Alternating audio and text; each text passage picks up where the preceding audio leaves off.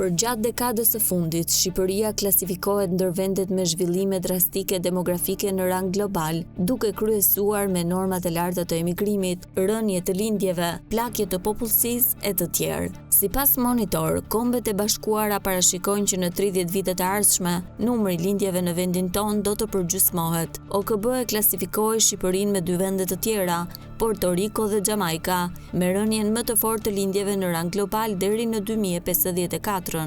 Vitin e kaluar lindën rreth 22.000 bebe, por në vitet 2050 do të lindin rreth 10-11 foshnja në vit. Kombet e Bashkuara analizuan se lindjet në Shqipëri do të pësojnë rënje të fortë për 2 arsye madhore. E para, normat e ulta të fertilitetit të gratë dhe e dyta, emigracioni në nivele të larta i moshave të reja. Gratë sot lindin mesatarisht një fëmijë më pak se në vitet 1990, kur shkalla globale ishte 3.3 fëmijë për grua. Rënja parashikohet të vazhdojë deri në fund të shekullit, duke arritur në 1.8 lindje për grua deri në vitin 2100. E krahasuar me të dhënat e Eurostat 2021, Shqipëria shihet të ketë normat më të ulta të lindshmërisë në Evropë, duke lënë pas vetëm Spanjën dhe Maltën. Indeksi i fertilitetit është në normën e zëvendësimit prej 2.1 fëmijë për grua, që do të thotë se një çift nuk arrin dot të zëvendësojë veten. Shtyrja e moshës për martesë, synimet për karrierë dhe në shumë raste pamundësitë ekonomike po bëjnë që gratë shqiptare të lindin gjithnjë më pak fëmijë.